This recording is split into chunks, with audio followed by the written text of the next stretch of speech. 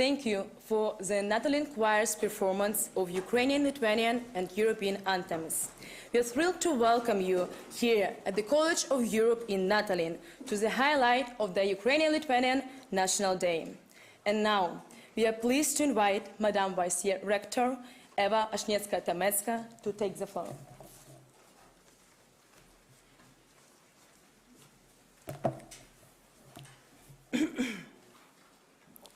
Mr. President, Excellencies, Rector Mogherini, dear students of Natolin, and those watching us in Bruges, dear guests and viewers. I would like to start by thanking you, Mr. President, for devoting your precious time to our students. I would also like to thank the Ukrainian and Lithuanian students for the great idea and the excellent organization of their National Day that has brought us to this important meeting. Here at the College of Europe in Natolin, we teach about the past, the present, and the future of our continent. We examine the symbols that build the meaning of Europe and the processes that shape it. In doing so, we are privileged to meet people whose actions and words symbolize an open, free, and solidary Europe. A Europe truly uniting, faithful to its values, bringing down walls and building bridges. Today, the story of Europe has a Ukrainian face, the face of thousands of Ukrainian soldiers and civilians, the face of refugees, the face of children and their mothers. The world has seen these faces and the sacrifice they represent. The future and shape of Europe is being decided now through this sacrifice of Ukrainian people. Mr. President, you reminded the world that true leadership lays in taking responsibility, a duty which we owe to others. The College of Europe is honored to be able to welcome you, Mr. President. Thank you for being with us here today. And now I invite Rector Mogherini, who is joining us online from Bruges, to take the floor. Dear Federica, please. Thank you very much, dear Eva, dear students, colleagues, Mr. President. It is first and foremost a big thank you that I would like to send you from Bruges, where we are watching together with you with some 250 students in the auditoria and some 40 junior diplomats this important event. I would like first and foremost to thank the Ukrainian and Lithuanian students across campuses, but mainly in Natolin, but also across campuses that have organized this day, and especially for having organized this cross-campus. I think this is an excellent initiative, and I want to congratulate you with you on this. I want to thank the President. That is a pleasure to see again. Tell him how honored we are to host him in our college for what I believe is going to be an historic day for the College of Europe. Mr. President, the thanks goes not only for your presence with us today, for the words you want to share with us and with our students, most of all today, but first and foremost for what you're doing for your country, for your people, for Europe, and for the rest of the world. To defend freedom, democracy, rules-based international order that seems collapsing every single day a little bit more in Ukraine due to the Russian aggression and war. We stand with you. We are, as a college, proud to have a vibrant, excellent Ukrainian community with our students, staff, faculty, that we try to sustain and protect and accompany in these difficult months, and we will do everything that we can to stand by your side in any possible way. Thank you very much, and we are all looking forward to hearing your words today. Thank you for these words of greetings. Indeed, the Ukrainian-Lithuanian National Day here at the College of Europe in Natolin is a powerful reminder of the significance of unity and solidarity within our European family in this historical moment. Now, it is my huge honor to give the floor to our distinguished guest, the President of Ukraine, Mr. Volodymyr Zelenskyy.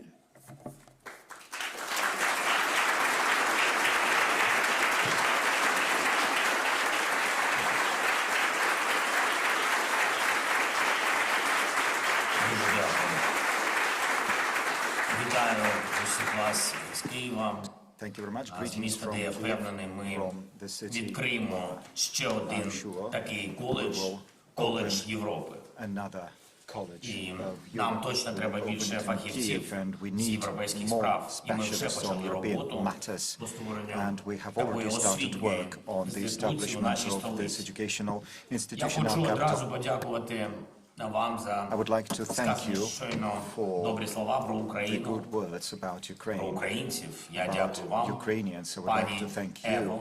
пані I would like Федеріко, to thank шановні Eva студенти. and Federica. I would like to Дякую за thank you, підтримку students. нашої Thank you боротьби for за свободу і за your Європу. support for Саме our так struggle ми as we're всі fighting for по-різному. freedom of Europe. І кожен на своєму місці, And але every one of us однаково щиро does his or her боремось duty за Європу. and І we я are вважаю, all що sincere це принципова битва fighting для for наших поколінь, Europe. And this is битва an за important Європу, за battle те, for our що будуть generations. We're реально fighting for діяти Europe наші спільні so європейські that цінності, indeed we за те, will чи have Europe of common збережуться shared справжні values, рівність і where we shall enjoy різноманіття true на нашому equality континенті. and І за те, diversity чи зможе across the Європа entire бути все ж continent, таки мирною. so that Це наша Europe enjoys з вами peace. битва. This І is ми our маємо battle, перемогти yours в цій and ours, битві and we за Європу. ought to be Ми victorious in маємо this не battle for забувати, Europe. We що should Європа not forget знала різні часи, that різні Europe has seen системи many different панували, times and has що й experienced боролися different за systems панування в that Європі were і fighting світі. for power Я in вважаю, що Europe дуже and around the важливо world. згадати And I про це think that саме сьогодні, it is important Міжнародний for день us пам'яті to remember жертв it, as today Голокосту. we are Дуже commemorating the важливо International згадувати Day про of це Remembrance of the щоразу, victims of the Holocaust. коли бачите чергові We need to remember повідомлення that про once we жорстокість see more російської and more війни news проти coming України, about the brutality of the Russian про war чергові against кроки Ukraine, as російської тиранії проти we свободи hear about the Russian на тій tyranny території, against що freedom in підконтрольна the territory Кремлю. that is Це не controlled просто by щось the таке лише Kremlin. про Україну, не And it просто is щось not таке only лише про about наш Ukraine, it's регіон, not only не about просто our region, щось таке it's лише not про ті народи, only над якими панує, about чи хоче запанувати Кремль. Це про territories that Європу. the Kremlin would like to Про take весь over. It's наш all about Europe. It's about our Мир, безпека, shared свобода, space. This is the space of захищеність freedom, прав democracy, людини, rights, соціальна the справедливість. observance of human rights and social justice. And these values are not Не приходять від покоління до покоління. given out of the просто blue. разом з It's іншими not that something could be treated as something obvious that is passed from generation to generation by institutions. One has got to be ready to fight for those and has to be determined to fight for them, to have leaders to do that.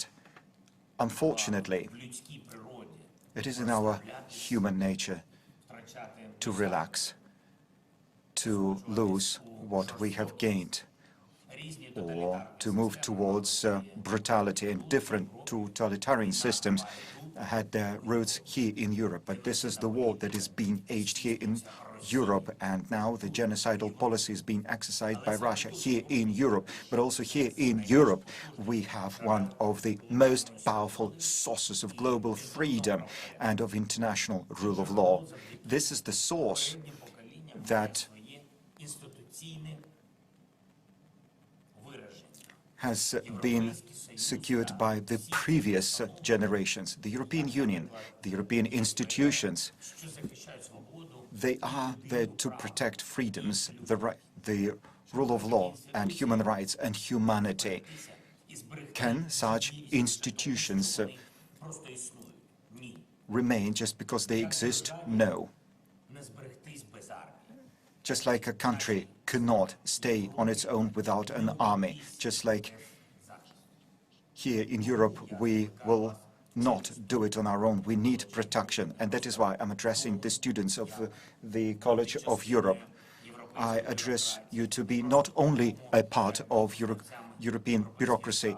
It's important to be not only people savvy on European affairs, but it is important to be the defendants, men and women defending, protecting European values.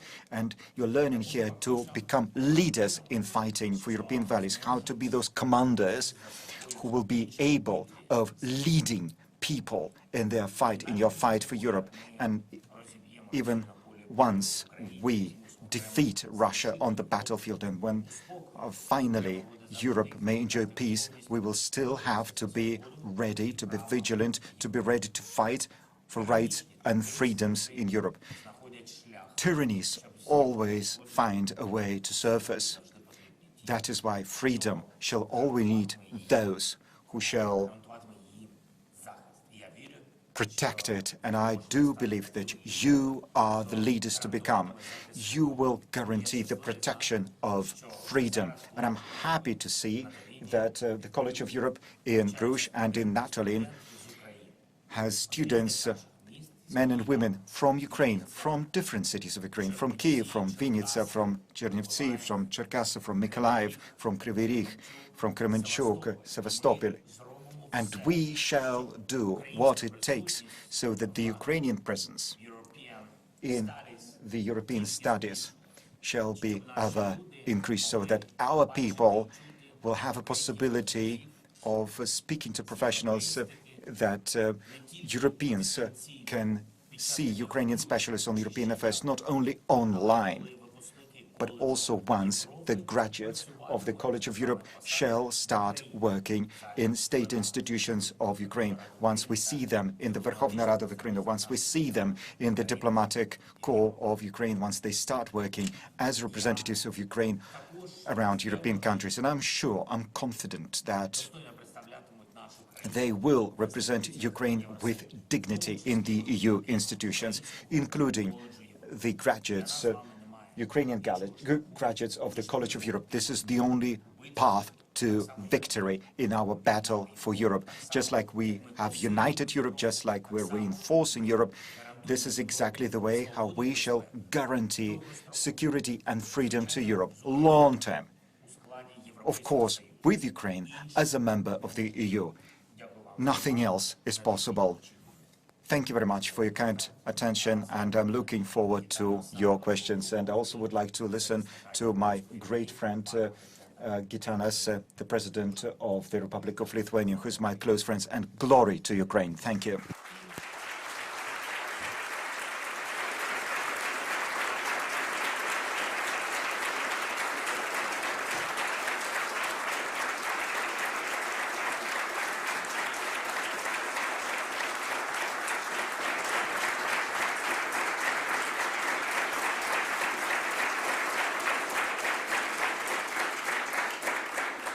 Thank you, Mr. President, for honoring us with your presence today. Your leadership serves as an inspiration to a new generation of Europeans.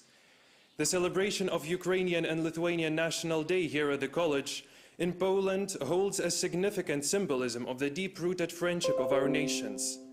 This friendship has developed over centuries and is now being strengthened through the Lublin Triangle format and beyond. It is thus my pleasure now to share with you the video message from the President of Lithuania, Mr. Gitanas Nausėda. Mr. President, Your Magnificence Rector, dear professors and students, ladies and gentlemen. It's my pleasure to address you on the Ukrainian and Lithuanian National Day. This event marks yet another opportunity for true friends of Europe to meet and celebrate their cultures and brotherly ties. For me, this is mostly about the idea of Europe, the idea that unites, inspires, and encourages action.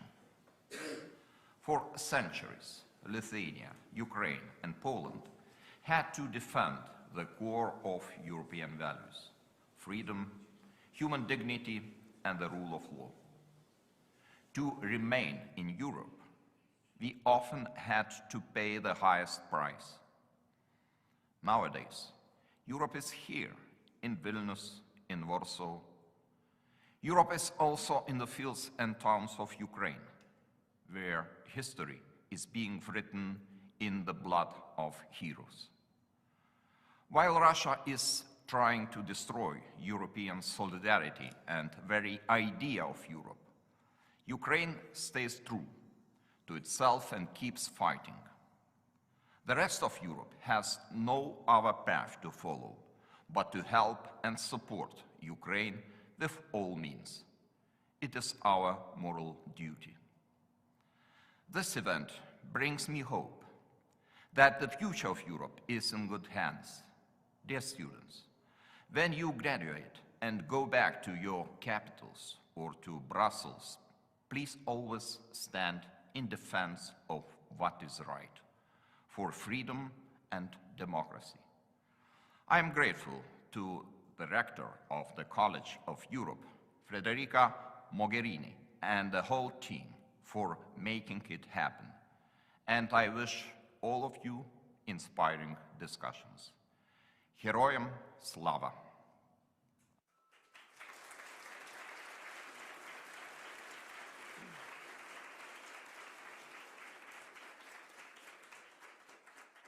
We thank Mr. President for sending us the video message to the students of the College of Europe in Natolin.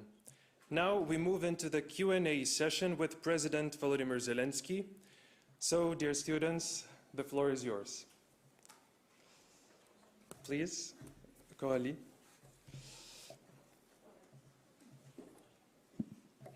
Well, yes, it's working, yes? Okay. Good evening, Mr. President. Dziękuję for being here with us tonight and for everything that you've done so far.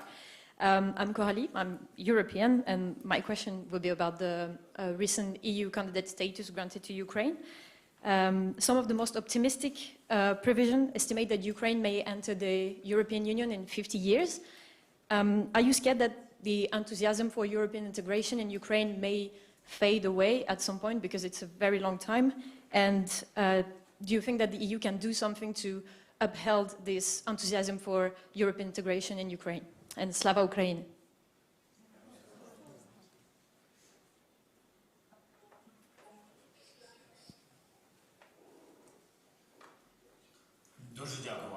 Thank you very much.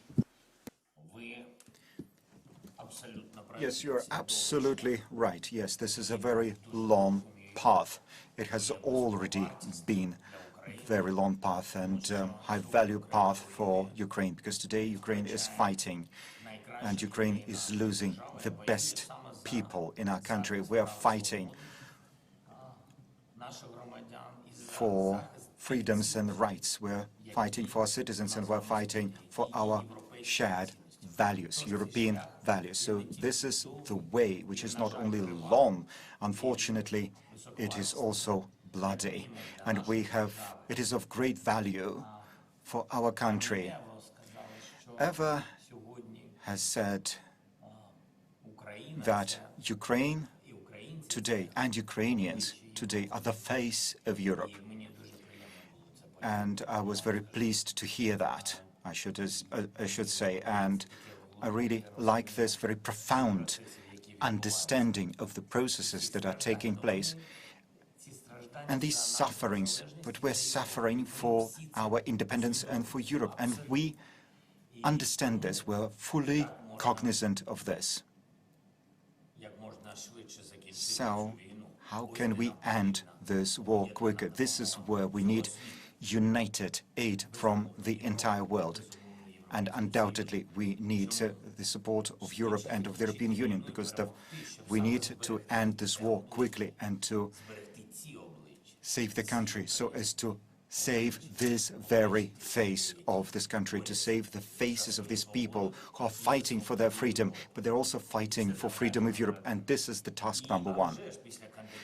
And as for the candidacy, what can you do so as to support us? please exert pressure on the authorities in your countries so as to support Ukraine on her path to full membership in the EU, so that Ukrainians do not lose this great motivation, because to be part of the European Union is a great source of motivation for us. We are fighting for our homes, children, people, but we are also fighting for our future in the European Union. And that is why, by supporting us, you will accelerate our movements towards the EU, and I'm sure we can do it. Another question we have from the campus from Bruges, addressed by Eugene from Moldova. How do you envision the role of the European political community, and what do you expect from its summit in Moldova this summer?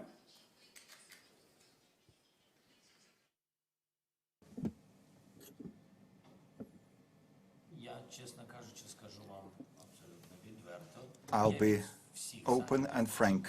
I always expect weapons to be delivered to Ukraine at all summits.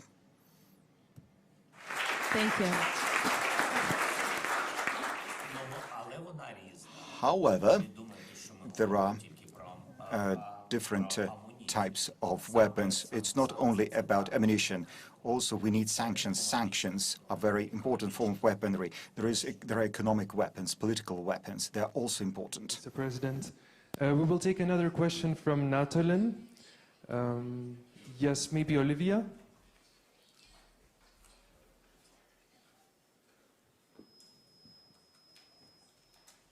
Hello. Thank you for addressing us. It's a privilege to be able to speak to you. I'm Olivia, I'm from Ireland, and I'd like to ask that, of course, when we think about Ukraine and Ukraine winning this war, we think generally about Ukraine defeating Russia, but more specifically, what does it mean, what does victory mean for you, for Ukraine, and for Ukrainian people?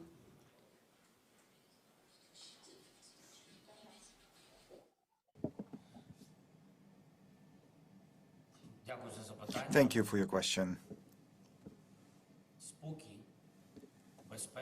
Peace, calm, having peaceful skies, having safe and secure streets, having security in the territory of our country, the deoccupation of all our territories, and the deoccupation of all territories of Ukraine.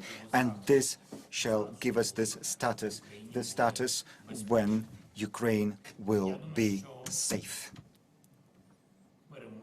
I think that victory is then when the war is over. Even the status before the 24th of February, that is when the full-scale Russian war started, the condition before that was not peace. It was not victory as well, because there in the east of Ukraine, of our country, there were shots fired because parts of the Donbass and the Crimea were occupied. There is never peace when the Russian Federation is in the part of your territory, and therefore we need to provide for the deoccupation of the entire territory, and we need the global guarantees and respect of our sovereignty. Also, we need the observance of the Charter of the United Nations, and this is what victory means. And we have another question from Natolin campus. Otto, please.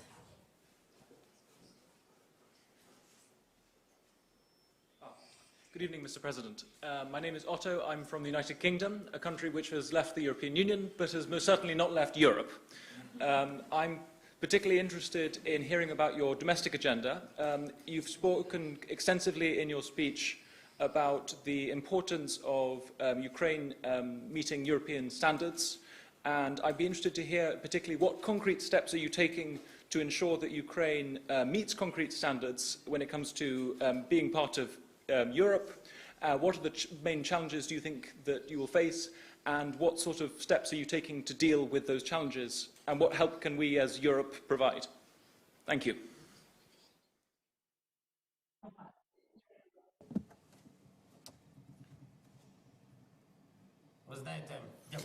You know, thank you for this question, Otto. I think that the war is the most important challenge for Ukraine today, and this war has affected many different spheres of life in Ukraine, in Europe, and all over the world. And together with the war, we have a number of internal domestic challenges in Ukraine. But we have this very acute sense of these challenges because the war means that we cannot forgive some things that used to be before the war started. Therefore, I think that as far as the priorities are concerned, we need to provide for the de-oligarchization of our society. And to provide for that, we need to take some strategic steps. We are on this path. We have really good results on that as far as de-oligarchization is concerned. Also, we need to fight corruption. We have quite a good anti-corruption structure, and we are making headway. And we have just concluded a procedure for filling the position of the head of the NABU, of the Anti-Corruption Bureau. So next week we're going to have a new head of this authority, and therefore all of the anti-corruption institutions in Ukraine are going to work at full steam. And also we have challenges as far as the judiciary is concerned. So regardless of the war, we did start reforming our judiciary, and we started reforming our law enforcement. And I think that those are the most important challenges. As for the war also shows you the weak spots that used to be in our country. We see, for instance, the weaker spots in our energy sector, and this is what compelled us to start developing very quickly. I think we are the fastest developing country in that sense in Europe, but it's not because we are the wisest, but simply we had to face the challenge of the war. So we're moving forward. We're moving towards the decentralization of our energy sector, and we are greening our energy sector. So as you can see, a lot is happening. And also, I would like to mention yet another priority that we started working on before the war. Even in the beginning of my presidency, I saw that to be as one of the most tangible capabilities that would help us to fight corruption. We need to provide for the digitalization of all state processes in Ukraine. And today we have developed digitalization fairly well, and the war has even accelerated those processes even more. Thank you, Mr. President. We have another question from the Bruges campus by Elias and Paula from Germany and Karen from Belgium. What can we as students do in this audience to support the combat of Ukrainian people most effectively, knowing that many of us will work in EU affairs in the future?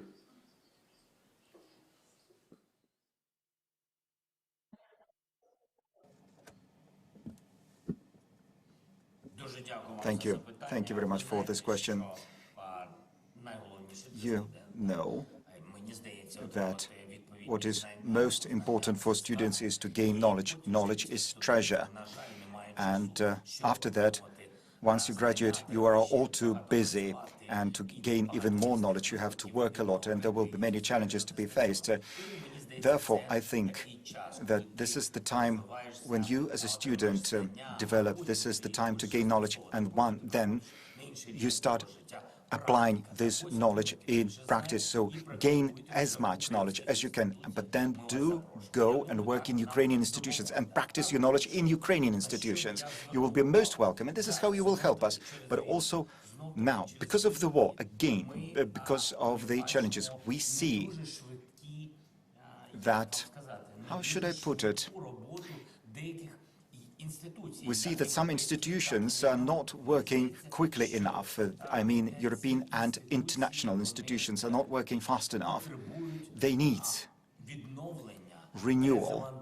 They need to be reset. And I think that you, the young people, people with energy, and you will have a possibility of gaining this knowledge, but thereafter you will have a possibility to apply this knowledge in practice. Being cognizant of the current challenges in Ukraine, you see that we have to exchange POWs. We also see that we have to face the challenge of the forceful deportation of Ukrainian children to the territory of Russia. We see that the Russians have destroyed our kindergartens and schools, our seaports have been blocked, our grain transport, transport infrastructure was necessary to stop the wave of hunger, famine that was brought by Russia to the African continent and to Asia. We haven't blocked those ports, but we see that these global institutions were not always universal, and this is what has led to those very difficult challenges, but you will be capable of facing that. Another question from Natolin, please, colleagues. Paul, please take the floor. Good evening. Good evening, Mr. President. Thank you so much for this honor, and thank you, College of Europe, for allowing this possible. My question is very general, but I think it's really necessary. I'm from Spain. I come from the western side of Europe, and sometimes I feel like here we're learning in Poland the importance of a united Europe. We saw since the invasion that the narrative across Europe, its enemies and its allies, was not united. Our Polish friends, or Lithuanian friends, or Ukrainian friends know that history is repeating itself. What do you think that the western side of Europe, in front of what is going on, should learn from this? Thank you.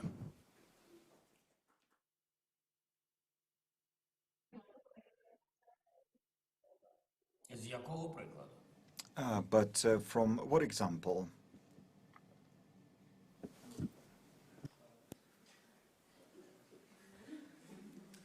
The example, for example, that in many analyses, both in the US and both in the western side of Europe, they didn't really take Russia seriously, and they didn't think that actually a war would be happening.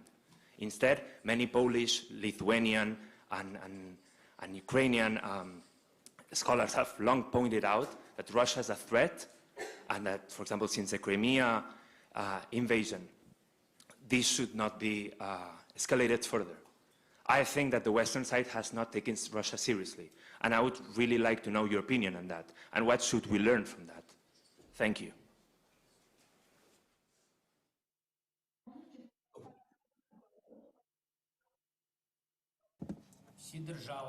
Well, thank you. Thank you for your question.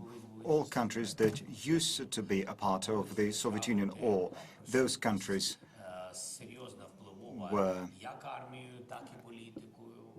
were under the influence of the Soviet Union. For instance, Poland, that had Soviet troops on its ground. All those countries understand that the Russian Federation poses a serious threat, and we all knew and we know that whenever the Russian Federation has a possibility of winning this war today in Ukraine, they will not stop in Ukraine. They will not curb their ambitions and stop in Ukraine. They will move on, and they will move on to other countries.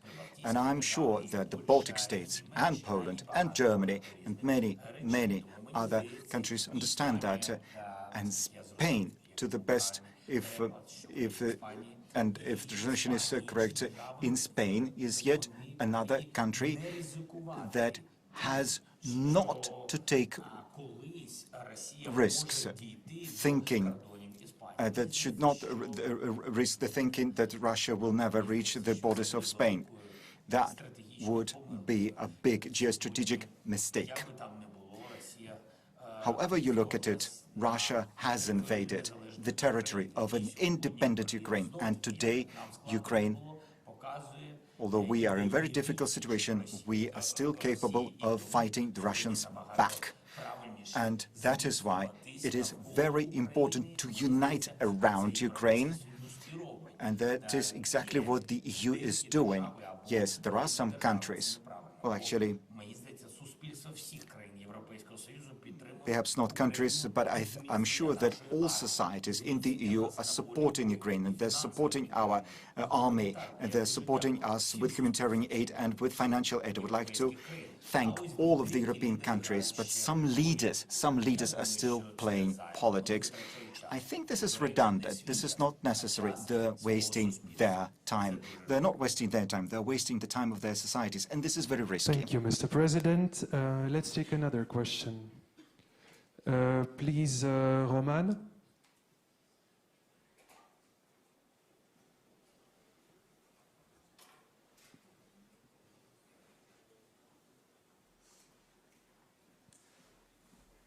President Zelenskyy, I'm Romana Mango from France. First, I would like to thank you very much for taking the time to speak to us today. Then I was curious about the topic of communication, as I believe it's an important dimension of the war. How do you and your press services build your communication and find the right balance to reassure your population, while at the same time motivate the rest of the world to provide the means needed to assist you, and also at the same time not to reveal too much strategic information to Russia? Thank you very much.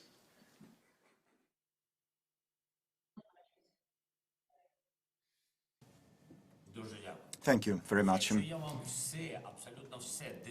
If I were to describe everything in greatest detail, this is how I will reveal all the strategic information to Russia and all that we can do. So I'm not going to give you a full answer, because this is one of the modern forms of weaponry. We see that information is a powerful tool, and we act faster than Russia. We're quicker than Russia. We always speak the truth. And I think that this is one of the most important advantages, because as far as information space is concerned, we're quicker, we show what is happening, we speak directly to people, and we have been doing so from the very first day of the war.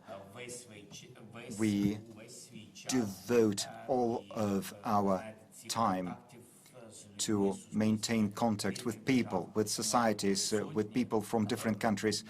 I have had hundreds, maybe thousands of such contacts, and this is very important. It's important to think, it's important to be in constant touch with societies in different countries. We should not forget about those societies. We need to talk to them,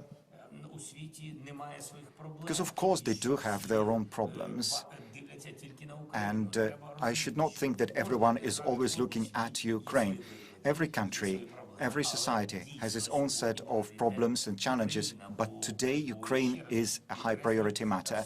So let me underscore it yet again. Whatever is happening today in Ukraine later on may have influence on the situation in other countries, and that is why we have to be very exact in what we show and what we talk about. And also, I think that our priority is about open with regard to the mass media. Since the very beginning, we have engaged a very large number of journalists from different countries and from different continents. Since the very first day of the war, we have had approximately 6,000 journalists working in Ukraine. We just opened our doors, let them see everything what's happening, and then journalists do their job really well. President, we have a chance to ask another one question. Alexander?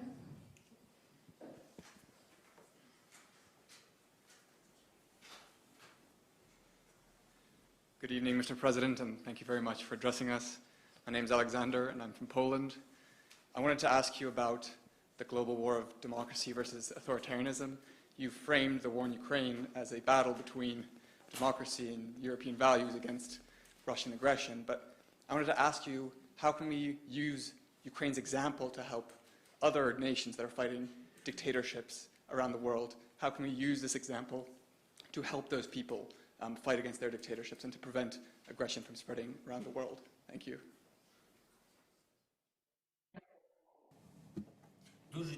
Thank you. You have a question which would take weeks and months of discussions. Nonetheless, I think that you would draw better conclusions than I myself would do. How could we do that? Well, no country can win against tyranny if that country is fighting all alone. Most important is unity. That is why we want to be a member of the EU. That is why we support the EU. But also, we support the EU in philosophical terms, because the EU is an act of unity of countries, and we, Ukrainians, show by our example that as we Ukrainians stand united in Ukraine, we can fight, and also the EU is standing united with Ukraine. So no single country can win against another, but once countries are united, they become competitive in principle and on the battlefield. And once united, we can compete against tyrannies, and we can prevail over any tyranny. Wherever the tyranny would be, at whatever continent a tyranny may be, once democracies unite, they will always prevail and will win against any tyranny.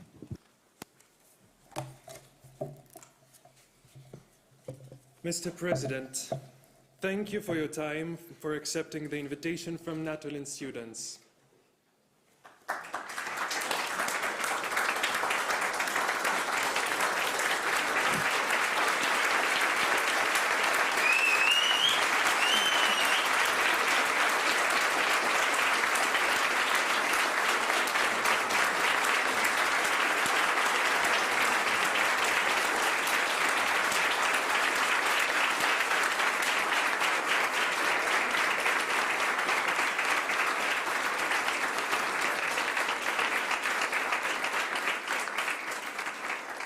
We would also like to extend a huge thanks to the administration of the College of Europe in Natolin, the embassies of Ukraine and Lithuania in Poland, and all our friends for making this event possible and their unequivocal support.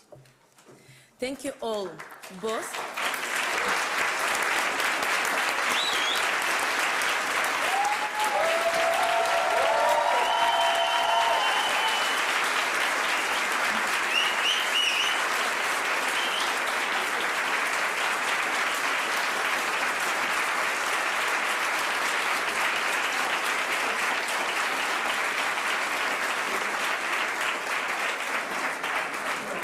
Thank you, colleagues. And thanks, Nastya.